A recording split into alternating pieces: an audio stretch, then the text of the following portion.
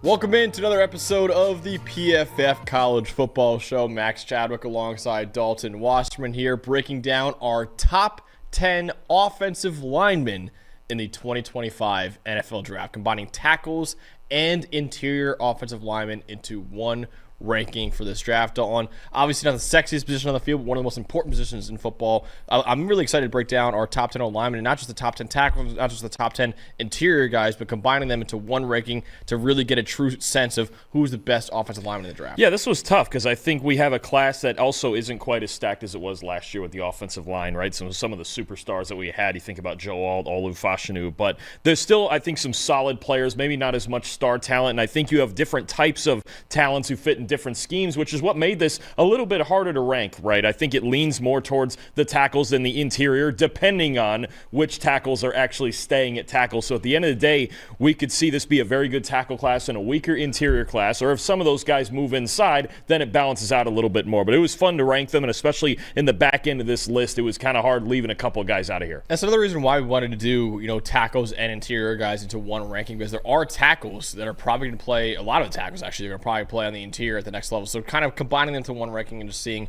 how we get our rankings from that. Obviously, all these stats we're going to break down today, especially for O-linemen, you can find with a PFF Plus subscription at subscribe.pff.com.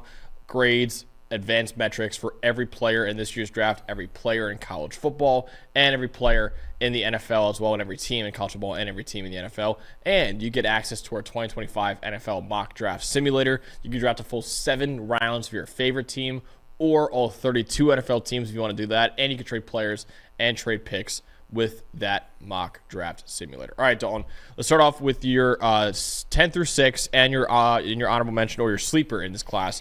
Who are the guys you have from number 10 through 6? Okay, so the sleeper, a guy that I think could go maybe in the late second or third round. I really like the right tackle, Ozzie Trapilo from Boston College. I think he could be a solid starter. We'll get more into him in a minute. Number 10, I have Wyatt Milum, who was the left tackle at West Virginia the last few years, but might move inside, so kind of some ambiguity as far as his position. Number 9, I have the offensive tackle, Ariante Ursery from Minnesota. Number 8, the left tackle from North Dakota State, Gray Zabel, who there's a lot of rumors will move inside, possibly to guard or center.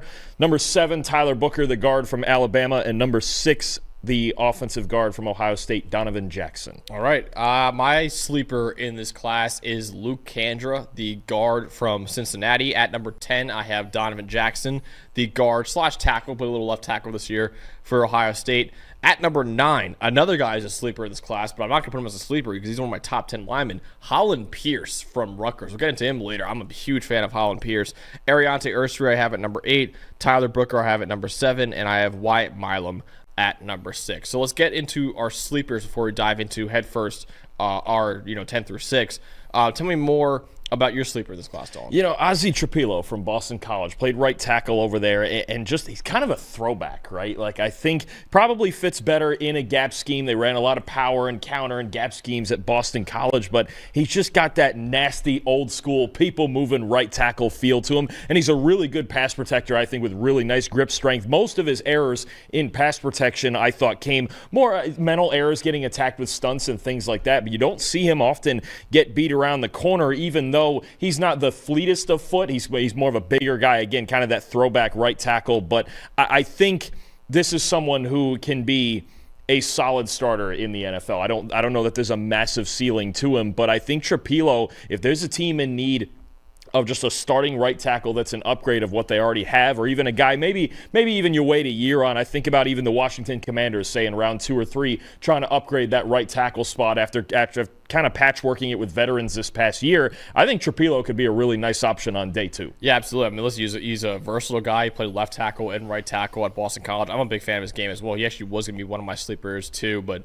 I can see him going in the 3rd round as well. So I think he's a really, really good player. And like I said, he's a guy who's been really productive as both a pass blocker and run blocker at Boston College over the course of his career, playing both left and right tackle for them. My sleeper in the class is Luke Kandra, the guard from Cincinnati. He played at Louisville, then went to Cincinnati. He has 3 straight years of 70-plus grades there, above the 99th percentile in our GAS metric, our game athleticism score metric that measures your size, speed, agility, change of direction, all that, using GPS tracking into one. He was a 99th percentile athlete in that metric. Good week at the Shrine Bowl as well for Lucandra. Good athlete overall, really consistent technique, and only one penalty in his career on over 2,000 snaps. Now, I think he bends the waist a little bit too much, kind of plays the high pad level, not really a powerful player, so he's probably scheme dependent to his zone scheme. And he has very short arms. His arms are 31 and 7/8 inches. That's the 4th percentile for guard. So like I said, scheme dependent, probably want him in an outside zone heavy scheme, but he's a very good athlete and good technique, who's been a really productive player across 3 years at 2 different schools at Louisville and Cincinnati. So I like Lucandra a lot. I think he's probably going to be a 5th round pick in the draft, but he could be a starting guard in a zone-heavy scheme, I think. I wouldn't be shocked if a team with that scheme gets him even a little earlier than that. You think about a team, say a guard-needy team like the Miami Dolphins, I think would be a good bet. Even a team like the Chicago Bears now with Ben Johnson running the system. I know they got Jonah Jackson and Joe Thuney, but Thuney especially is a little bit older. Maybe Kendra is a guy that Johnson can develop behind somebody like Joe Thuney. Have him learn the system, get him a little bit stronger, fix the pad level for a couple of years, and he could be one of those guys who's an early backup who turns into a starter in year 3 or 4. I really like that call out, especially in the right system. All right, let's get into the 2 guys that we have. That one of them that's not on my list, and one of them that is not on your list. I'll go into my guy first. Holland Pierce from Rutgers. I was surprised by how much I liked Holland Pierce. Another guy is probably to go 5th round in the NFL draft, but I think could be a starting tackle in the NFL and surprise a lot of people because he has a monstrous frame. He's 6'8", 344 pounds, 36-inch arms as well. There are a lot of tackles in this class that have below average arm length, not Holland Pierce. He has 94th percentile arm length. He's a 4-year starter for the Scarlet Knights. He's gotten better every single year of his career. He started his career as a walk-on at Rutgers as well. 85.1 grade this past season. That was top 15 in the country. And as you could guess by his size, he's pretty easily the best gap blocking tackle, I think, in this class. He completely overwhelms defenders with his power and his length. And he showed off pretty good lateral agility, I thought, with his hand usage as a pass protector. And he was very good at the Shrine Bowl as well. Now, not very flexible. Obviously, at that size, he kind of shows up a little bit in pass protection. And not the most fleet of foot either at 340-plus pounds as well. But he's going to be a favorite among a lot of teams that run a gap-heavy scheme. He has an elite combination of size and length. He's consistently gotten better over the course of his career. And I think he could be a steal if he falls to the 4th or 5th round like he's projected right now. Because I think he has starting potential for a team that runs a lot of gap-heavy schemes. So not a zone tackle, in my opinion, but any team that employs a lot of, man or gap concepts, I think Holland Pierce could be pretty high on their board. Watching him for a while, I immediately thought of somebody like Trent Brown, who's just that big, massive, maybe even moves over to the right side. He's just that down blocking just guy. You mentioned it, that's the word. He overwhelms you, right? And I think this year, I thought his feet moved a little bit better than the last couple of years. And you talk about a guy who you mentioned walked on, and when he first met Greg Schiano, he's floating around 400 pounds. So now when you mention he's 345, 350, that's significantly down for him. So I do think Pierce is definitely, I think maybe even an early day 3 flyer for a team with that type of scheme who can just keep it simple for him and kind of keep him in the phone booth and you just get him maybe even to lose a little bit more weight, see how much you can take off him, keep moving his feet, get him a little bit quicker. It's something to dream on. I think it's the type, for me, it's the type of day 3 tackle that you go, okay, if this works, it can really, really work because 6'8", 345, I mean, if nothing else, he's the first guy off the bus. He's the guy that everybody's going to go, oh, man, they have one of those on their team. So, size, it's a hindrance for him a little bit, the height especially. I think you mentioned the struggles to bend, and I think he struggles at times when pass rushers are dipping their shoulders underneath him. That's really going to be the big thing, is handling those guys with better bend and better speed around the corner. But I think there's something to develop here for sure. You can see his feet getting better. You can see his body getting better, right? And I think this year, the fact that he moved better and got better in pass protection, right? Yeah. That's going to be the biggest thing, is can he pass protect against NFL speed? So to me, I do have him a little bit lower than you do. I think there are some things that are clearly things to work on. I think even a little bit less athletic version. It's a different type, but in the same way that we're going to talk about Ariante Ursery in a little bit, there's something in there. You just have to be able to develop it and fine-tune it a little bit more. Yeah, exactly. This is more me calling my shot on a guy, because I was watching Holland Pierce, and I shocked myself by how much I actually like this guy. So. And I mentioned Trent Brown. Trent Brown's been a starter for many years now already, right? And he's got to be in the right system, and Bill Belichick knew how to use him, and he was obviously been in Cincinnati the last year or two. So I think there is definitely potential potential there. It's just got to continue to be polished. So I give you a 2-for-1 special right there. I give you 2 sleepers in this class because I think both Kandra and Holland Pierce will probably be day 3 picks in the draft, but I think both of them could have turned into starting caliber players. So one guy that I really was mad at myself for not getting my top pick. I think he is going to be an early second-round pick, but it's Gray Zabel, the interior offensive lineman from North Dakota State. We saw him at the Senior Bowl, and he was fantastic. So what do you like about him? Super athletic. I think that's the first thing is you think, again, about these zone schemes and the way he's able to move. And I know the comparison's going to be made maybe with even several guys, but I think how we had Graham Barton last year, kind of that zone blocking center, athletic guy with a little bit of a mean streak that moved from left tackle to center. I think most likely that's where he plays. He probably could play guard in the right system too, and he's got experience at all 5 spots on the offensive line. So I think if you're getting another one of those teams that's outside zone, I think about the Minnesota Vikings. I think about the Chicago Bears if they were to get him in the second round. If they don't fill their center void in free agency, Zabel becomes a really nice option. The bigger question for me, and he kind of proved these doubts wrong a little bit at the Senior Bowl, but it's just how strong is he, right? Dominating on the FCS level at every position and being more athletic than those guys. Can he deal with NFL-level strength? And it's the same thing I saw from Graham Barton with the Bucs in his rookie year. Clearly athletic enough to succeed, clearly has the feet for it, clearly is willing to run block and be a physical player, just has to get a little bit stronger. I might need a year or 2 in the weight room before I see Zabel really become a star. But athletically, even at the FCS level, you can see it. It matches up. And, I mean, he started at left tackle for them this year. His feet are absolutely good enough to make it in the NFL. I think it's just a matter of finding the right position, getting in the right system, and then a year or 2 in the weight room. I think he could be on that same track as Graham Barton is for Tampa Bay right now. I like the comparison a lot. Yet I see a lot of the same things that you do in Gray Zabel. Like, he was excellent at the Senior Bowl. He showed he could play guard and center, even though he never really played it at the FCS level. He was really good there. And then he's a freak athlete, right? He's a really good athlete, and he dominated the FCS because of it. But like I said, I think the strength concerns were one reason why I didn't have him in my top 10, even though he was right there. Because I do think he's one of the better interior guys in this class. I just don't know if I would take him in the top 40 like he's projected right now. I think that's kind of where I'm at with Gray Zabel. I think if the Bears, if they don't get a legit center like a Drew Dahlman or somebody in free agency, if they have 2 picks sitting at 39 and 41, that would be, I think, the ideal spot right there. If he were to fall to either 39 or 41, whichever order they want to do it in, that's somebody I would take if I'm the Bears with one of those 2 second-round picks. Yeah, certainly makes sense. All right, let's get to another guy, Dawn, that I have at number 8 on my list, and you have at number 9 on your list. That is Ariante Ursery from Minnesota. So I really like Ariante Ursery. He's a guy that we actually interviewed here on the PFF College Football Show. If you want to check out that interview, he was an awesome guy. He actually told me that he loves being an artist. He likes to draw a lot. And so that was actually a cool thing that came out of it. He's a really funny guy too. So check out the interview because he's an awesome dude. And he's been an awesome run blocker, especially in his zone scheme over the last couple of years. 89.5 run blocking grade in his zone scheme. 84th percentile among all offensive tackles in the country. He has an elite combination of explosiveness and speed at 330 pounds. He ran a 5.01 second 40-yard dash, 9-foot 3-inch broad jump as well. Very light on his feet. Good hand usage, I think, in pass protection, and good footwork with a strong anchor. Now, I think he plays a little bit of a high pad level right now. He struggles to kind of get to the corner against speedier edge rushers, and he's got a below average arm length, surprisingly, at 33 1/8 inches. He kind of lunges too much and plays off balance a little bit because of that. So there's still work to do as a pass blocker. He only has a 68 true pass set grade over the last 2 years.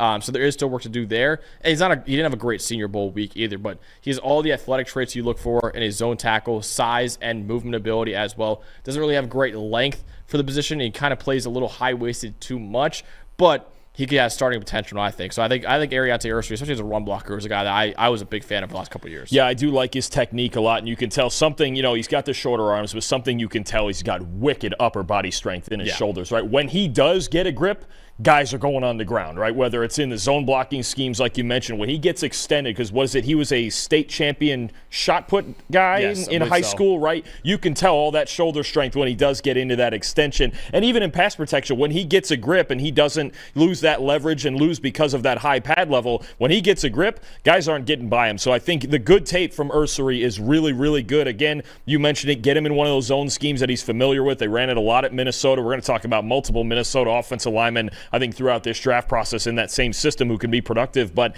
Ursery is a guy, if he can overcome the length and the pad level, he could be a really good tackle. I think he's probably a little bit too tall, a little too high cut to play guard. We think standing at 6'6", but we've seen crazier things happen too, right, with guys that size moving inside. So I do think Ursery, A little bit to fix. If you can get him to knee bend a little bit more and get that pad level down and work against, lower leverage defenders, then you're talking about a guy who could be really, really good in the right system. Absolutely. So I have a number 8 on our list. You have a number 9 on our list. Dawn, and one guy that you're a little higher on than me is Donovan Jackson. You have it number 6, and I have it number 10. So tell me why you are a big fan of Donovan Jackson. It's a super high floor for me, right? I don't think Jackson's going to blow people away when it comes to, obviously, he looked really good in the drills at the Combine last week, but he's not somebody who's always going to blow you away. He's just an experienced, talented, starting caliber guard, right? And I think there's nothing wrong with taking a guy like that even early in round 2 if you're a team that needs that. So, again, I think about a team like the Miami Dolphins. I think about the Washington Commanders, especially with Sam Cosmi possibly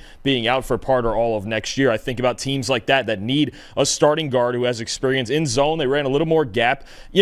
There's been some talk lately about him moving out to tackle permanently. I don't see that, even though he did play really well for Ohio State down the stretch, but just a fundamentally sound player, right? I think all the way around, I can't pick apart necessarily too many weaknesses. I think the bigger thing is that he's just consistently B to B plus. You get the same guy every single week as opposed to an A plus dominator. That's why he's not on that Quentin Nelson level type of prospect. I think he can do a little better job adjusting back to stunts and things like that in pass protection, but I don't have a ton of gaping holes in his game. I think he's as surefire a starter as you could get in this interior class. I really do. I think that's the part for me, because this interior class does not have superstars. It just doesn't. And I know they're always fishing for them and this and that, but unless, say, maybe Will Campbell moves inside, we'll talk about that debate later. I think if you're just looking at guys we know right now are interior offensive linemen, I think Jackson's the most surefire starter, even if he's not eventually an all-pro. Absolutely. Yeah, Donovan Jackson's a guy who really did everything for Ohio State this year. He kind of played left tackle, obviously, when Josh Simmons went down, was a major, major reason why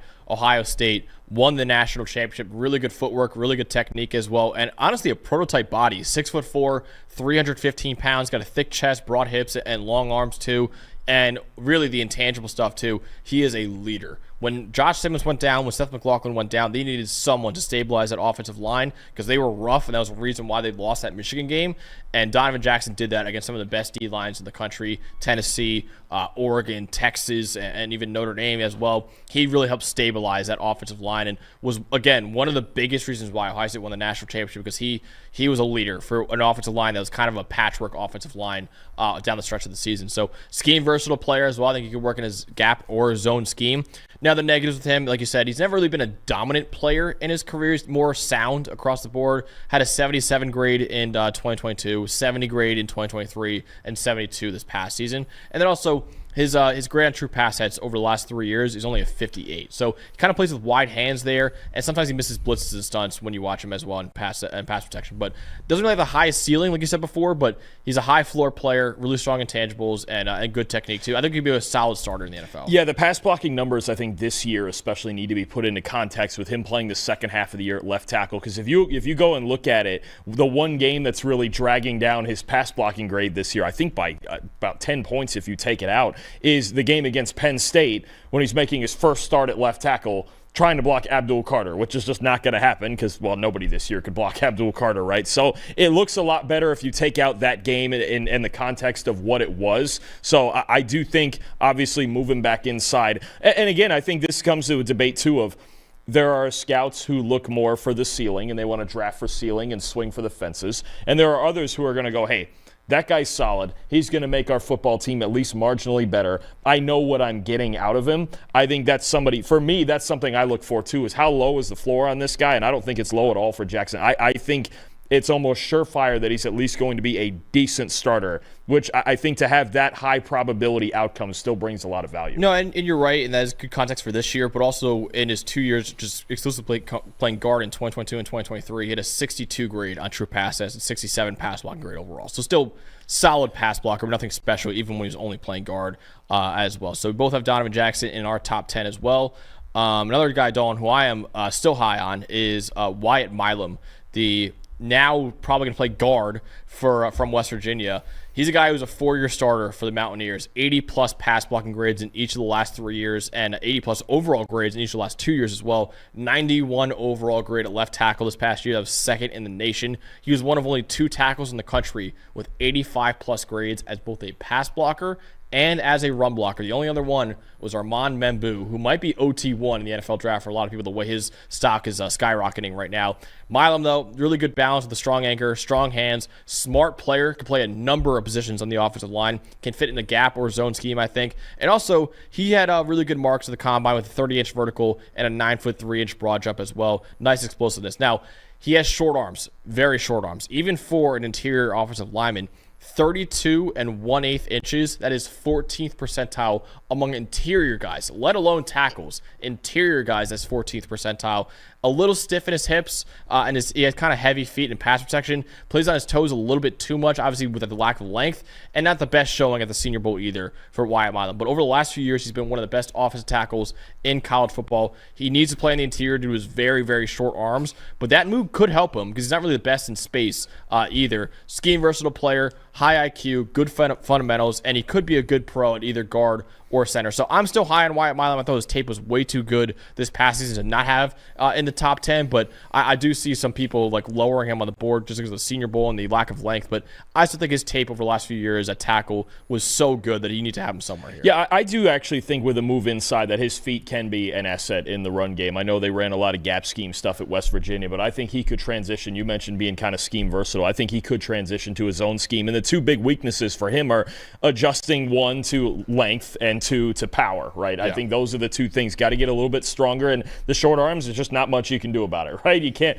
fix that. You can't get out the stretch-o-matic machine and make your arms 3 inches longer. So, I mean, it's just kind of what you're dealing with, and this is the argument we're having with a lot of guys, right, in this class. We're going to mention it with 3 or 4 other guys coming up after this. So, Milum, I do think he's a pretty good athlete. I do think there needs to be a plan for him as far as where his position is going to be, and I think maybe he might not even be a year 1 starter, honestly. No. Just depending on the team he goes to, how much depth they have, can they develop him and bring him along and use what I think is a relatively above average athleticism to his advantage. I do think his feet can be an asset in the run game. I think his feet play reasonably well in pass protection at tackle, could be even better at guard, but it's always going to be a matter of, again, kind of like Zabel, I have the same thing where is he strong enough, right? Is he strong enough? Is he long enough? Are those things going to be too much of a hindrance when it comes to blocking NFL rushers? It's actually really funny, Dalton. The 2 highest graded offensive tackles in college football this past year probably are not going to play tackle in the NFL. You got Wyatt Milum was number 2, and then a guy from next year, Spencer Fano from Utah. He was the highest graded tackle, but I can tell you right now, he's not going to play tackle in the NFL. That guy's going to play guard in the NFL, but he was dominant, and we'll get to him a lot in our coverage for next year's draft, and of course, next year's college football season as well. So Spencer Fano is a name to know for next year. I have Wyatt Milum as my top interior guy in the draft, Dalton, but I think the consensus top interior guy for most people is Tyler Booker from Alabama, who I think I have at number 7 on my list. You have at number 7 as well. Tell me more about Tyler Booker. Why are people so high on him? Why could he be a top 25 pick in the draft? I've been back and forth on Booker and Jackson as the top interior guy for me.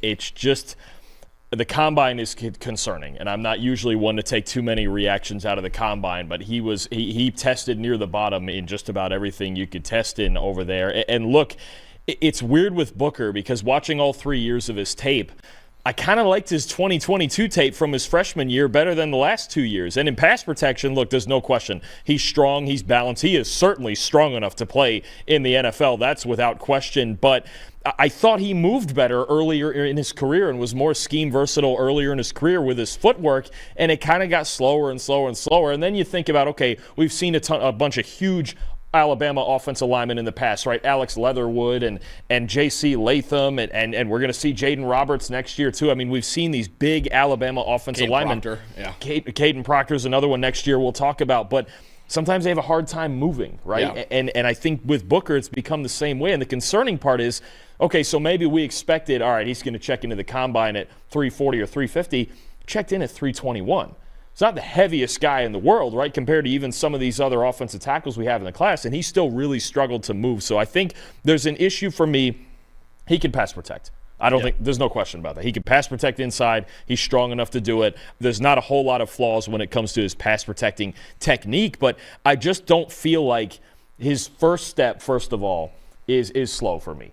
especially slower than what I'd seen him do back a couple of years ago in his freshman year when he was moving really well in the zone schemes and getting out in space. It felt like his feet slowed down as time went on, and then it makes him just less scheme versatile. Now, we think about, okay, we've talked about a bunch of zone linemen so far. Now I think about, okay, who could maybe use him to get downhill? Is it the Cincinnati Bengals? Is it maybe the Houston Texans? Is it I'm trying to think of another one. Even I don't think a team like the Bears, even if they were still hurting for guards, would take him, especially not at 10 overall, like some were mocking, because it just doesn't fit. The movement skills don't fit. I don't think he's a fit for, say, the Minnesota Vikings. I don't think that's a fit. The way he's moved the last year and a half, 2 years. I've seen like Miami or Miami at the top of the draft, San Francisco at the top. Like, it's not going to fit. It helps your pass protection, but then what are you suffering in the run game? Because his run blocking grades are not great. Yeah. Which is weird for a guy who's so strong at 6'4", 6'5", and 321. So I'm in between on him.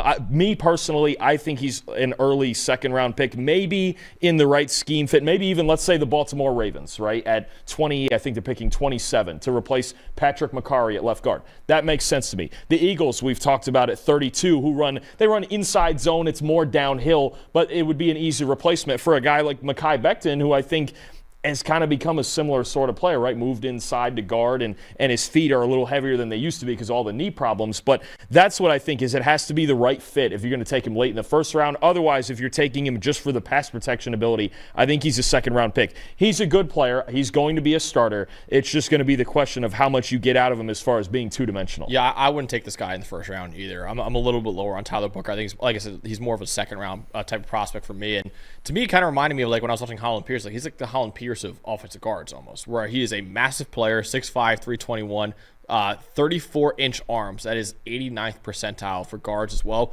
11-inch hands are 97th percentile for guards as well. So he's a guy, especially in pass protection, like you mentioned, he just gets his hands on you and you're not going anywhere, right? Because the grip strength he has, the massive hands and the long arms, 85 career pass blocking grade, 78 career pass blocking grade on true passes. You cannot bull rush this guy. You can't. He has an excellent anchor, good technique, high IQ player. I think he recognizes stunts and blitzes really well as well. Strength to displace defenders in the run game at times. And also, I've heard nothing but amazing comments about his character at Alabama as well. He's one of the hardest workers I've heard in that locker room. Now, I mentioned before, below average athlete. His 10-yard split was 1.96 seconds. That is tied for the third slowest ever by a guard. Broad jump, 7 feet 10 inches, 14th percentile. Bench press, 21 reps, 18th percentile. Now, we mentioned before how strong he is, but he has longer arms, so it obviously is a little bit harder to get his arms up and down, whereas a guy with shorter arms is a little bit easier to do that. So he's still a strong player, but that 21 bench press reps was a little concerning, or at least eye-opening a little bit. And like I said, he's scheme dependent. I think he can only work in a gap-heavy scheme. So there are going to be a lot of teams that need interior O-linemen. They're not even going to have Tyler Booker on the board because they were like, he doesn't fit our scheme at all. And I think he has some balance issues that you see at times as well. So certainly not for everyone, but if you run a gap-heavy scheme, you're going to like him a lot as a powerful guard who has been an excellent pass blocker throughout his career. But like I said, with Holland Pierce as well, he's a very scheme-dependent player, but he could be a very good player if you employ that scheme. It's where you get the lines blurred in a ranking like this, where you're looking for certain type of players, right? Because obviously every player has their strengths and their flaws. But let's say like for me, I have Tyler Booker 7 and Gray Zabel at 8, right? But if I'm Minnesota picking at 24, I'm taking Zabel over Booker, right? These are the little things. This is how tightly packed these rankings can get. It also depends on the type of player you're looking for, right? If I'm sitting here going, okay, the Cincinnati Bengals took Gray Zabel, I don't feel as great about that with them trying to get downhill the way that they do, right? Or just as an example. So it really does. It blurs the lines. It depends what you're looking for. Even depending on the system fit, you might want Booker over even Donovan Jackson. That's again, we're talking about a very different set of players, right? You have to evaluate Booker a little bit differently than you would Zabel, or even, somebody say, like I mentioned Ozzie Trapilo before, and you go, okay, where does he fit best? And it stresses the importance of how much so few guys in every draft class are at the very top of all 32 teams lists, right? And I mean, that's where you get the elite players that are taken in the top 20, right? They're scheme proof and they're team proof and they can go anywhere and they'll be great. You think about, say, like Penei Sewell, right? Could have gone to any of the 32 teams. He'd have been great. Yeah. That doesn't matter, right? It happens that he went to the Lions and he became great anyway. But I think that's where you get into, especially when you talk about second-round linemen, the fit is so big, and it's going to be huge for Booker. Just to kind of spoil some of the plans here at PFF, along with Trevor Sekimo, we're going to be doing team-specific big boards as well. So if you're a team that uses a very specific scheme, there are going to be players that you're just not going to be interested in the NFL draft. So obviously, these rankings are good just for broad scope, like who are the best all linemen in our opinion. But later on, hopefully in April, I think, Dawn, I think we're going to be doing, top 100 for every team? I think we're going to try to, and that's the most fascinating part of all of it to me. Even when you hear all the rumors and speculation at the Combine is, okay, what are these 32 teams actually thinking on the inside, right? That's why, it was almost fascinating to watch, like the Giants' Hard Knocks last year when it was like, okay, what are they thinking within this process? Or even the quarterbacks, what do they think about which quarterbacks they actually like better and fit their system better? So it's something always to take into account once you actually get to draft night is, okay, where does he land and why does that make sense? And in doing just in a vacuum rankings, it's actually hard. To me, it makes it harder to do, right? Especially with the back end of this list where I'm like, well, I'd like this one better here and that one better there, and it would fit. It would all, and then it's just to do it in a vacuum. It's tough. It really is. So I'm excited for those teams, specifically big boards. That'll be, I think, a lot more context. That'd be good for because I think there's some people who might be a fan of a team that drafts a player that on the big board is lower than another player, but you're like, oh wait, he actually fits your team better. That's why you draft him. Guess what? We're here to tell you all why. So I'm excited to do that. So that'll be really fun. Hopefully, get that done in April, and we'll, of course, have it for the NFL draft and the live draft show as well. Before we get to our top 5 offensive linemen, the same 5 guys for both of us in slightly different orders in the NFL draft, we've got to talk about the sponsor of the show. That is Fabric by Gerber Life. What does your child's future success look like to you? A job they're passionate about, traveling around the world, or just being happy and comfortable? Whatever their journey, you can help make it easier to achieve with a kid's investment account from Fabric by Gerber Life. By making contributions to your child's future today, you can help give them the means to pursue their dreams, big and small. Fabric by Gerber Life is designed by parents for parents to make it easy to plan for and manage your family's financial path. With a kid's investment account from Fabric, you can start investing in your child's future today. It's all online, and setting up an account can take you just 5 minutes. Then you can manage your child's account and monitor their investments right from your phone. Start with just $20 with no contribution limits, tax advantages, and your funds are SIPC insured up to $500,000. Plus, no commission fees, and it's just a low, flat monthly maintenance fee. Unique gifting lists can be shared with family and friends, so instead of more stuff, they can help grow your child's investments for their future instead. Join the thousands of parents who trust Fabric to help protect their family. Start investing in your child today at meetfabric.com/PFFcollege. That's meetfabric.com/PFFcollege. meetfabric.com/PFFcollege. Portfolios managed by Fort Washington Investment Advisors Incorporated. Additional services provided by Apex Clearing Corporation. All investing is subject to risk. Learn more at meetfabric.com. All right, Dawn, top 5 offensive linemen in the 2025 NFL Draft. We both have the same guy here at number 5 on our list. It is Josh Simmons, the offensive tackle from Ohio State. So I'll take the lead on this one. I like Josh Simmons a lot. He has elite flexibility for the position. He's able to slide and mirror defenders while having good pad level. Was really playing elite ball this past year before going down with an injury. 82 grade on true pass sets in kind of half a season this year. Good hand usage, balanced footwork, good core strength. He's a 94th percentile athlete in our GAS score. Now, why is he number 5, not a little bit higher? Because I see a lot of people have him as OT2, OT3, maybe even OT1 in this draft. I think context is really important with Josh Simmons. He has less than half a year of elite production, and that came this year against really easy competition. He played Akron, Western Michigan, Marshall, Michigan State, Iowa, and then less than half of the Oregon game. He went down early on in the second quarter of that Oregon game with his torn patellar tendon. And also, if you might hear that, say, wait, you played Marshall. Mike Green's at Marshall. So that means if he had a good grade there, that means he has to have he's a really good player. Mike Green only played, I think, 1 snap as a pass rusher against Josh Simmons. He lined up primarily over the right tackle for Ohio State in that game. And then across 2022 and 2023 at Ohio State and San Diego State, where he transferred from, he had a 62 grade across his 2 years. It wasn't like he had, elite tape from the 2 years before either. Obviously, I mentioned before, torn patellar tendon, but he did say he should be good to go in mid-April for his own pro day, which is good, very good news for Josh Simmons. I don't think he'll ever displace defenders in the run game. Not really a strong player. He's got a 58.9 career run blocking grade and 33-inch arms as well, which is 12th percentile for tackles. I think Josh Simmons is one of the biggest boom or bust prospects in this draft. His pass blocking tape this year was elite, but like I said before, it came in 5.5 games against very, very easy competition. He has traits that you want to bet on, and I completely understand why he's projected as a first-round pick, but the production, I think, is severely lacking when you compare it to all the other top tackles that Dalton and I will get to in our 4 through 1. They have production that is just, I think, way better than what Josh Simmons has right now. The best way I can put this is Simmons' good tape is really good. The good tape is really good.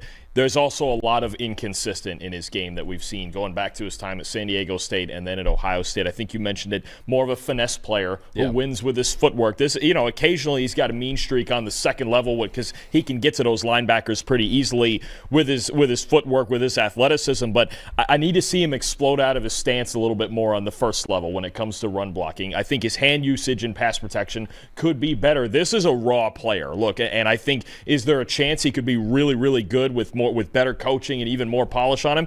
Absolutely. He's still young. He's still very athletic as long as he comes back from the knee injury. But you mentioned it. It's inconsistent for me. I think that's the big thing. A finesse player who is at times inconsistent, especially with regards to power and strength. I think there is more of a gamble here than there is with the 4 guys that we have ahead of them, right? And he's probably more talented than, say, a Josh Conerly, or he's as talented as he might be as talented as, say, a Kelvin Banks, but he has to put it together on a snap-for-snap basis, and he's the guy that you wish could have played through the entire way with all those great defensive lines that Ohio State faced, right? Penn State, Michigan, Tennessee, Texas, even Notre Dame. Like, you would have loved to see him play against that competition. Because if he were to dominate the way he was first half of the year against the softer competition, then you're talking about, holy hell, this guy could have been a top 10 pick, right? If he were to dominate, but we don't get to see it. There's also the chance that, okay, we didn't get to see it. Maybe it's a struggle. Maybe it's still middling grades, and he could have dropped down further. Now, because he got hurt, we're riding in between on this. So it's kind of the way we have to go. I'm just not as sure on Josh Simmons as I am with the 4 guys that we have ahead of him, and that's really the best way I can put it. Boom or bust, if a team takes him late in the first round and they go, look, we think the potential's all there, we think we can get to that ceiling, then absolutely take him. If you have a plan and you have a plan to get to that ceiling and you can use that athleticism to your advantage, he could be a great player. It's just a matter of we just haven't seen him consistently be that great player yet. He was such a complicated guy to watch for me, at least, because when I was watching him, you see the grades and all that. Like, there are times, obviously there are a lot of times, when guys just, something clicks for them, right? And they become an elite player after having, middling years before that. That could have happened with Josh Simmons, right? The elite tape that we saw in the first half of the year could have been something he just continues throughout the entire season. But because he got hurt, it's now more complicated because, okay, did he actually become an elite player? Or did he have elite tape against really bad competition? That's the question. If he played like elite competition at the beginning of the year and had that tape, I'd be like, okay, maybe that was something that just clicked for him and it's going to be that all year. But the fact that it came against very, very, a lot of group of 5 teams, then not really great Big Ten teams either, that's where it's a problem for me. It was like, okay, I don't know what's real and what's not real with Josh Simmons. And the fact that his tape at the year before at Ohio State was very inconsistent. The year before at San Diego State, I thought was not good at all. I don't think he was a very good player at San Diego State the year before that either. It makes it very complicated. Again, I understand why with the traits why you want to bet on him in the first round, but with the injury and the fact that his tape this year kind of came against relatively easy competition, that's why I'm at 5 in this list, and honestly a distant 5th compared to the other 4 guys. I think it is. I understand, again, if you're a scout taking the ceiling argument and that's more important to you in this process, then I get why Simmons is higher. I do get it. But it takes projection, and that's the fun part about all of this is there are certain players where you go, okay, some guys what they are right now. Yep. This is what I talked about with Donovan Jackson earlier. I know exactly what Donovan Jackson is. I think he's one of the safest players to project in the entire draft. We're going to get guys like that. Then we're going to get guys like Simmons who you go, maybe a little more of a lottery ticket feel, and I understand if you think of it in that scope, and I want the best players with the most potential. Simmons will be higher than 5. Yeah. And that's why even Trevor has him higher than OT5, right? And it's like what he can be but you also have to understand you better have the process right in the development for what he can be in getting there. So right now, is he the safest pick? No. Is that why I have a couple other guys ahead of him? Yes, but there is certainly talent to work with. It's that balance of finding, okay, this is what we need to do with this guy and having this process to get there. It's funny that, the guy who is maybe the safest player in our top 10, was the replacement for Josh Simmons at left tackle. And then Josh Simmons, of course, the biggest boomer bust guy, was the original left tackle for High State. So, yeah, both coming from the left side of the offensive line, the safest player at offensive line and maybe the biggest boomer bust guy in the offensive line as well. Dalton, another guy who is at number 4 for both of us on this list is Josh Conerly Jr. from Oregon. What'd you like about him? See, this is one where I go, okay, if you want a safe starter with maybe a little lower ceiling than a guy like Simmons, then you go ahead and take Josh Conerly. I think he's just a solid football player. Good feet that I think mirror well in pass protection, just keeps moving, doesn't give up on plays, got enough athleticism and I think enough strength to fit really in any scheme. And I even think about, if he's available at 31 for the Kansas City Chiefs, this is someone I would take. I think this is a safe bet to be a solid starter in the same sense that I talked about with Donovan Jackson. I think the main issue that he has in pass protection is just when he doesn't use his hands properly and guys get up in on his chest, especially guys with longer arms. I think that can be an issue at times for Conerly, but I like his athleticism. I like his all-around game. I like his experience in kind of a multiple run scheme over there at Oregon. I think he's a relatively safe player to call a starting left tackle, right? So for me, if I'm somebody who values high probability outcomes and values kind of low risk and guys who can help me in the immediate as a starter, I'm taking Conerly over Simmons because I feel like if I have him, let's just say, take the Kansas City Chiefs. That's a perfect example at 31. If they don't sign Ronnie Stanley, desperately need a left tackle, biggest weakness on the whole team, right? For next year, would you rather have Conerly or Simmons? Conerly, yeah. Right. This is where I'm at, right? And I get it. If they want to take the home run swing on Simmons in that sort of hypothetical scenario, then cool. But for me, Simmons is someone who either you have to be willing to wait, even if you get some rough reps as a starter, or you have to sit him behind somebody and get him to learn for a year and even recover from the knee as well, right? Whereas Conerly, I think he's plug and play. Somebody in the 20s or 30s is going to take him. He's going to be their starting left tackle. That's why I really like Conerly to the Chiefs, especially over Simmons, because the Chiefs already took a home run swing last year in Kingsley Suamataia. Their window's open every year. That's the big thing is they need players, and this is why they're going to look at Ronnie Stanley, but even if you're looking inside at guard and they move Kingsley inside to guard, are we sure? Yeah. Right? And then would we be looking at guards? Would we be looking at a guy like Donovan Jackson instead if they got Stanley and trying to get that high floor starter? That's the difference is team situation. Yeah, exactly. Because Kingsley was one of the biggest boom bust prospects last year. I would not take Josh Simmons for them either because it's like all of a sudden if you take Josh Simmons and then your plan is either Simmons or Kingsley at left tackle, well, what if they're both struggling left tackle? Then what are you going to do? Or if it's Simmons at tackle and Kingsley inside at left guard. That's been also something that's been rumored to be maybe a possibility. If you have those two guys who you go, oh, we're swinging for the fences. Well, you swing for the fences, you're going to strike out a good percentage too. Yeah, exactly. So I like Conerly a lot as well. He's a quick tackle, very explosive player, can get upfield in his zone scheme. He can mirror speed rushes really well as well. 87th percentile 40-yard dash at 5.05 seconds. Quick hands to fight defensive linemen. He has good competitive toughness as well, and an 83 pass blocking grade over the last 2 years. Now, I think his game kind of lacks anticipation and timing right now. There's a lot of times where stunts I saw work against him a little bit. Also, he's not the strongest tackle either right now. I think his hand placement and his timing needs a little bit of work. Too often defenders get into his chest. Below average arm length as well, 33.5 inches. Won't really displace defenders in the run game too much, but got all the movement skills you want in a tackle. Good enough size, good enough length as well. He needs to improve his anticipation and his strength, but he's still a very young player at only 21 years old. And I think in his zone scheme especially, he could be a long-term starter in the NFL. So I'm a big fan of Josh Conerly Jr., and I think he's well worth a first-round pick in the NFL draft. And like I said, he's a very high floor player. And any team that's competing for Super Bowls right now that need a left tackle, like you think about the Ravens, if they lose Ronnie Stanley, the Chiefs, if they don't get Ronnie Stanley, if there's any team that does not get Ronnie Stanley, essentially, you're looking at Josh Conerly. Pretty much. And those are the two teams that I would be looking at. Absolutely. I think he would fit in both. And I think that's a big thing for me with Conerly, too. I think he would fit in at least somewhat, just about anywhere. I don't think it's so heavy where it has to be in one scheme or the other. I think he's a pretty translatable plug-and-play starter. And you mentioned it for whichever team doesn't get Ronnie Stanley. And another big factor was Alaric Jackson going back to the Rams. Yep. He was someone I think the Rams would have looked at, but Jackson is back with the Rams. They don't need a left tackle now. So it's going to be interesting, I think, in that mid to late first-round range where Conerly ends up. So we both have Josh Conerly Jr. at number 4. Another guy we both have at number 3 is one of the biggest rising stars in the NFL draft right now. That is Armand Membou from Missouri. Turned into one of the best tackles in America as a junior. So I mentioned before, Wyatt Milum was one of 2 tackles in the country with 85-plus grades as both a pass blocker and run blocker. The only other one was Armand Membou, 90.6 overall grade. You see right there, that was 3rd in the nation behind Spencer Fano and Wyatt Milum. So really, of guys who are going to play tackle in the NFL, Armand Membou was the highest grade tackle in college football this past year. Has the flexibility, the coordination, the balance that you look for in a tackle. Elite combine as well. So we're going to get to the stat for another guy later on this list on.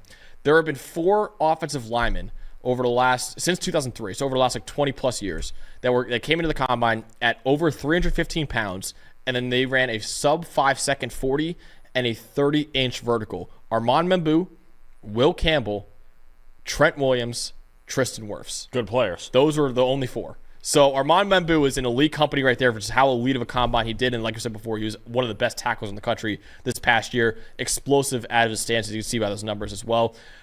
The arm length is, again, a little below average at 33.5 inches. It's not going to keep him from playing tackle in the NFL, but it's a little below average.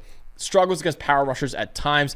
Needs to get a little bit stronger, I think, and finish more blocks. And, again, only 1 year of elite production. Like, if he kept this up for 2-3 years, then I'd be talking about him with Kelvin Jr. Will Campbell. We'll get to those guys in just a second. But only 1 year of elite production at Missouri. But listen, he was one of the biggest breakout stars this college football season and one of the biggest breakout stars now in this draft process, and will likely be a top 15 pick because of it. All the athletic traits you look for in tackle. And honestly, he's a very young player. Could only be scratching the surface of his potential if he can get a little bit stronger as well. So I completely understand. I've seen a lot of talk about Armand Membou might be the first offensive lineman off the board, might be a top 10 pick overall. I get it, but I still would take the 2 guys ahead of him above him, but I still like Membou a lot. I think considering, one, he was the highest graded right tackle in the country this year, and everything he can do at such a young age. Look, to me, I'm with you. I think his base is excellent. I think his lower body, I think his legs are very, very strong. I think it's hard to get through him when he's in form. I think the only thing I really have on him is, to me, his hands kind of set up sometimes a little low and wide, and there's too many guys that get access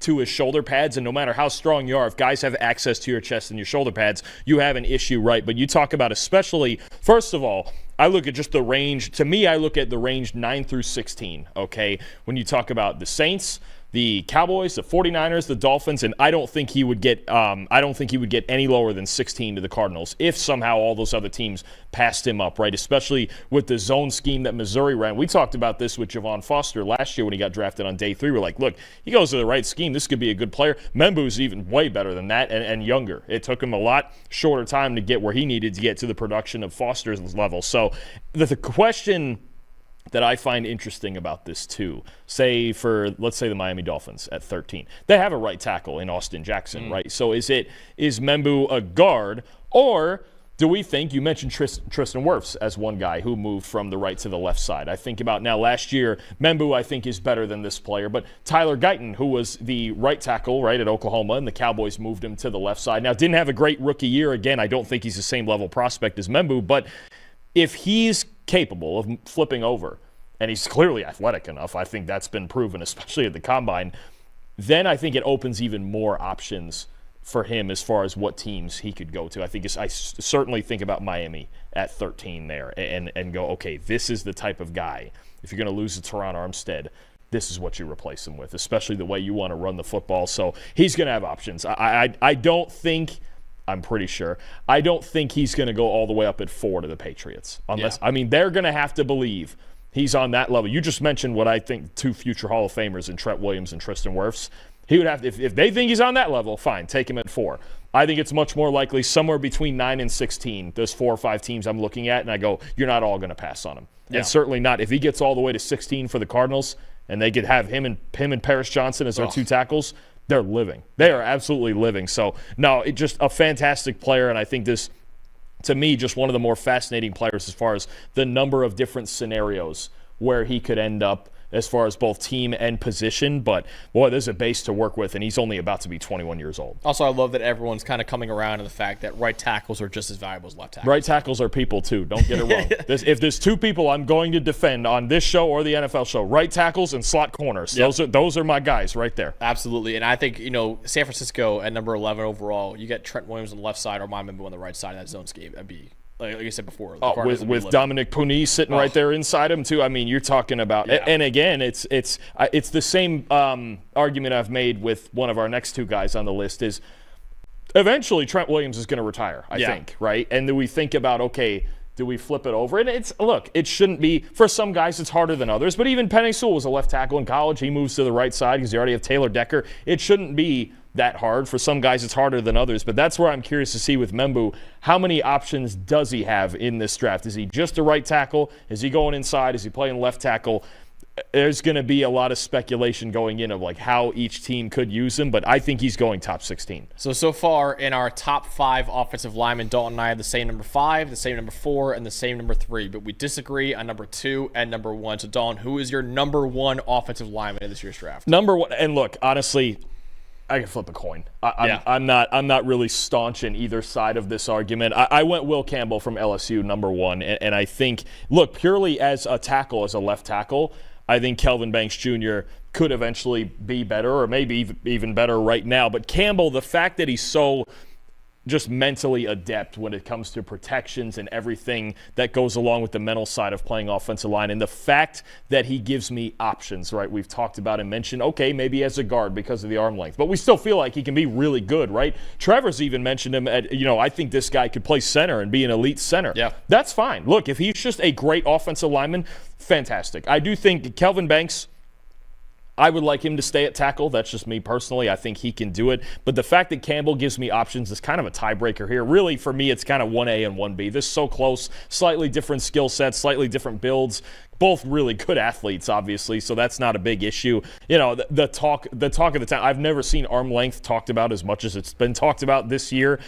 Maybe I'm just new to that game or what. But look, Campbell, he's a strong player. He's been doing it since his true freshman year. Really smart, can adjust on the fly, finds work when he's not occupied, gets to the second level, an absolute mauler. When he gets you on the sled, well, you have a problem. And look, I would have liked to have seen more diversity when it comes to LSU's run game. That's a whole different argument we'll have later. But when he does get guys on the sled, his legs, man, oh man, his legs can put you on your ass. I mean, that's just where it's at with Will Campbell. I think you mentioned it. The length is one thing. I think his hand setup in pass protection sometimes can be a little bit low, and he can have trouble dealing with more powerful defenders. I go back to matchups with Jared Verse at Florida State, or even say a Chris Braswell from Alabama, guys who are a little bit more power rushers that he's got to deal with. But as far as finesse and footwork, and I think even lower body strength, man, I don't have a huge problem with it. And I know some people talk about too the high stance that they teach at LSU, and I think the adjustment to the NFL is not going to be that hard for Campbell, and he gives you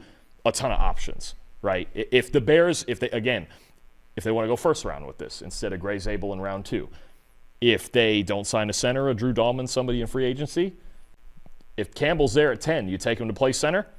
Yeah. It's a thought. The fact that you have that option, because you're not going to do that with Banks. That's not going to be a thing with Kelvin Banks. So the fact, I think, look, to me, they're like this. These two are so tight. They're a little bit different. The fact that Campbell gives me more options is a tiebreaker, but they're both fantastic players, and I absolutely love them. I'm with you. I think it really is a coin flip between the two of them. I mean, this is a guy, Will Campbell, who started at left tackle since his true freshman season at LSU. He actually has the patch of number 7 on his jersey. So the number 7 at LSU is obviously very, very famous. All the best players that played at LSU wear that number. He can't officially wear that number as an offensive lineman. It's not legal in the NCAA rulebook, but they gave him the patch and saying, hey, if he could, he would wear number 7 because he's that kind of leader and that kind of player for LSU.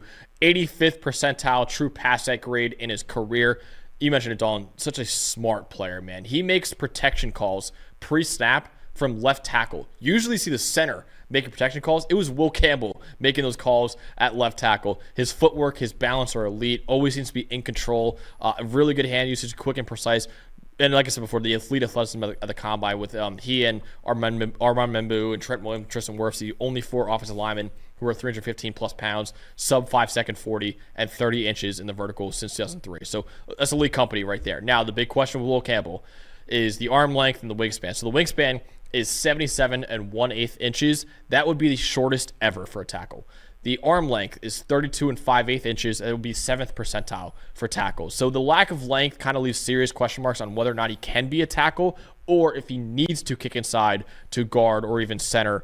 And also his length, it shows up in the run blocking a little bit. He kind of plays out on his toes a little bit too much against the second level guys. Not the most flexible guy either. Sometimes struggles to protect his outside shoulder. And he plays a very narrow stance and high pad level a little bit at LSU. But almost everything you look for in a franchise left tackle, Will Campbell's got it with the high IQ, with the athleticism, with the fundamentals. The only thing is the length, and whether or not you think that'll keep him from playing tackle is really up to you. But while he might have to be going inside of the next level, he has a really high floor at really any of the 5 positions on the offensive line due to 3 years of excellent tape and high IQ combined with fundamentals. So again, like Dalton said, I think he is a very, very high floor player. Maybe he has to play guard or center, but even if he has to play guard or center, I think he's going to be a damn good guard or center in the NFL. I mean, what if I keep throwing the example out there because it feels obvious to me when it comes to mock drafts is the Bears. What if Ben Johnson sees him as just, okay, maybe he's like my Frank Ragnow type. Like, what is wrong with that? If you're talking about, to me in the top 10 or 12, okay, what if you drafted a top 3 center in the NFL? I don't think that's an issue with the way offensive linemen are getting paid, and it feels like every good team's got a great offensive line and a good center. We saw it with Jason Kelce all his years. Creed Humphrey in Kansas City is one of the most valuable players in football. I think about Tyler Linderbaum, right, in Baltimore. It's valuable. I know that the flash and the glitz and glamour is all about tackles, but at a certain point, I think what the right teams do is just get 5 really talented offensive linemen, and they can figure it out if they're of that caliber. So I think, again, if you have Banks, cool. You do. I mean, I get it. We'll talk about Kelvin Banks here, but Campbell giving me options, I think you're just talking about a really darn good offensive lineman as opposed to – I think we're getting more and more away from this guy has to play this one spot, right? Get talent in the room, figure it out. Because there aren't enough good offensive linemen to go around for everybody in the NFL. So if you just keep stacking them and figure it out, they will be good. Absolutely. All right, number 1 for Dalton is Will Campbell. I have number 2 in the draft. My number 1 offensive lineman in the draft, and Dalton's number 2 is Kelvin Banks Jr. from Texas. He was the most valuable power 4 tackle this past season, has been an excellent pass blocker over his entire career, 90.7 pass blocking grade over the last 2 years, 86 pass blocking grade and true passes over the last 2 years. That's 96 percentile. Powerful lower body you can hold up against bull rushes, and he has the foot speed and the balance to mirror speed rushers. Also, what I loved about Kelvin Banks Jr., especially this year, he was elite against elite competition. Against Michigan, Oklahoma, Texas A&M, Clemson, Ohio State, and 2 games against Georgia. All those schools have like elite defensive lines. 86.9 PFF grade against those schools. So he has been a fantastic player against elite competition. Why I have him above a guy like Josh Simmons, he's proven it against the best players in the country. 93rd percentile gas score, career high 81 run blocking grade. He's a natural athlete in a zone scheme who can get to the second level. And also, his arm length and everything has been talked about a lot. His wingspan was in the 82nd percentile for tackles. And Mike Renner even pointed this out too. He's like, I look at wingspan more than arm length for tackles. I think that matters more because your wingspan is when you're going like this, trying to go side to side. Arm length, I believe they measured like this. So you're not really putting your arms up that much as a tackle. You're putting it like this with a wingspan. His wingspan was 82nd percentile, but his arm length, 33.5 inches. That was 26th percentile for tackles. And really his grip strength isn't the best to maintain blocks, but has been an elite left tackle for Texas. He's been starting since his true freshman year, just like Will Campbell at left tackle for Texas.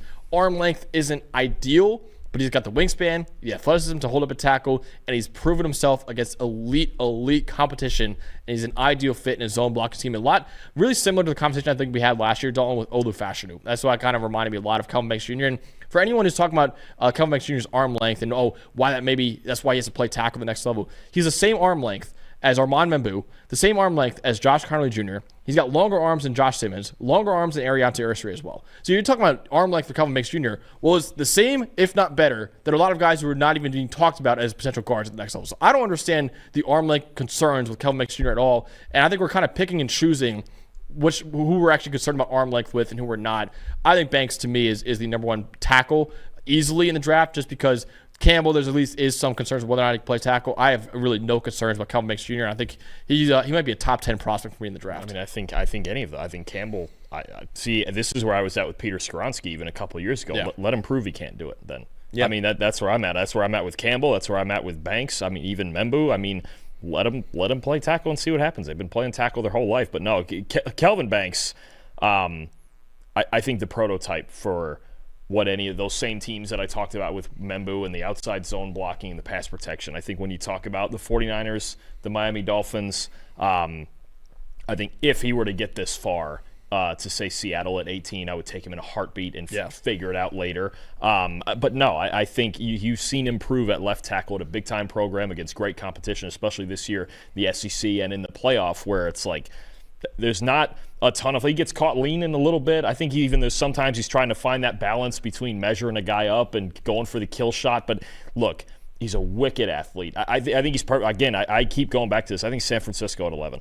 Yeah, I think I don't think, and if they like Membou better, fine, because you have a kind of a similar player on the other side of the line of scrimmage. But that's where I look at, and I know. Look, arm length, you mentioned it.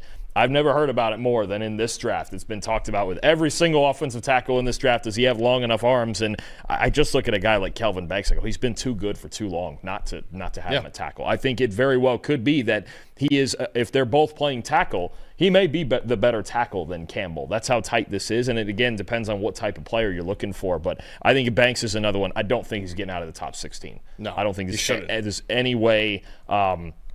Even again, if Arizona felt like taking him and moving him over to the right side and maybe tweaking the schemes, they mix up their schemes a little bit. But no, I mean, it just feels like we've been watching him for so long and calling him the best left tackle in college football this year especially.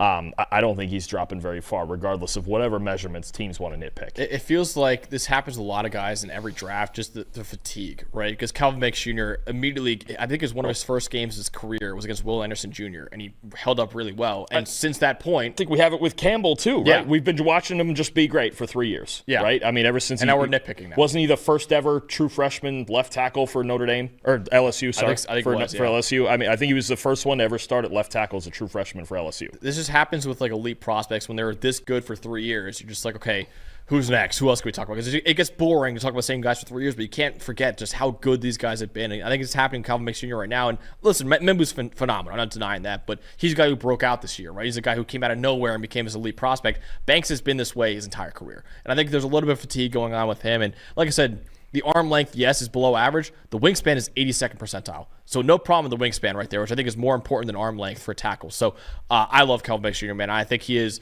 getting a little too disrespected, I think, in this draft right now. I think he is absolutely worthy of a top 10 pick, and I think San Francisco or Miami at 11 or 13, they should sprint that card in if he's available, because I think he would be a fantastic player for them. That wraps up our top 10 offensive linemen in the draft. Dalton, you wanted to shout out one more guy, the top center, true center in this draft, Jared Wilson. You and I both love this guy. Real quick, tell me a little bit about Jared Wilson. I was sick leaving him out. I think if I have Trapilo, say, at 11, I think I have Wilson at 12, and I think he's going to be a really good player. I think you're going to get several teams in, maybe even in the late second, but probably early third round, looking at teams that need a center. I think about the Jacksonville Jaguars, right? I think he'd be a great fit there. Showed off his athleticism at the combine, too, and only 1 year as a starter at Georgia, but he was fantastic all year. I think he's somebody with a relatively high ceiling. I think for being only a one-year starter, he's very well taught at the position. There's a little bit more to polish, but Jared Wilson's a guy. It really hurt me that I couldn't get him into this top 10 just because it's just, again, you're looking at a one-year breakout guy and a one-year starter, but I think as a true center, and a guy who we know for a fact is going to play center, you could argue him as the best one and the safest pick at that spot. Honestly, I think he is by a mile the best true center in this draft. So of the guys who actually played center in college, who's the best center prospect in the draft, I think by a mile it's Jared Wilson. After that might be Jonah Monheim from USC is probably the next one. Monheim, I mean, Seth McLaughlin's coming off an torn Achilles. I mean, it's just, it feels like we're going to talk about this next year. Most of the really great centers, they went back to college. But we're going to talk a lot about centers next year. It's loaded. It's loaded. What is it? Center. You have Parker Brailsford. You have Logan Jones, Jake Slaughter, your guy, Gardner from Colorado State too could be a thing. But no, I mean it's a thin center class, and this is in part why we're talking about Will Campbell and say Gray Zabel moving inside to center. But if you want a guy, I think in the third round who could be a day one starter at that spot, it's Jared Wilson. Because what was it? Cedric Van Pren Granger was talking about him, and he's like, "Oh, he's better than me." That's right. Yeah. And Van Pren was awesome. He was a fifth-round pick, I think. Buffalo took him in the fifth, and he's like, "Oh no, Jared's better than me. Just watch." And hell, he might be right. Yeah, absolutely. And as mentioned, the 2026 center class, you got Jake Slaughter, you got Yapani Lalulu from Oregon. He played center for them this year. Logan Jones went back to school. Conerly from Auburn's a really good player as well. Parker Brailsford, you mentioned before as well. 2026 is the year of the center. Man, it is loaded at center next year. If you're wondering why is the center class so bad this year, well, it's because there are a lot of fantastic centers. We did this with running backs this past cycle, right? We did last year. It was like, just wait, we're getting there. If you need a center, just wait. It's a loaded center class next year, but of the guys who are actually true centers, who are not have to change positions to play center in the NFL, Jared Wilson is the best guy, and I think both of us agree he's worth probably a day 2 pick in the NFL draft. So good shout out there, because I do also love Jared Wilson. He's my next highest ranked interior offensive lineman in the draft. But that wraps up our top 10 offensive linemen in the draft. Let us know in the comments below who you think are the top 10 offensive linemen. Who do we miss out on? Who are you a little bit higher on? Who are you a bit lower on in this draft? We want to get all your opinions in the comments below. But we got plenty more videos coming out surrounding the 2025 NFL draft and surrounding, of course, the 2025 college football season as well. So subscribe to the channel so you don't miss a single one of those videos. For producer Eli back there, for Dalton Wassman, I'm Max Chadwick. We'll see you guys very, very soon.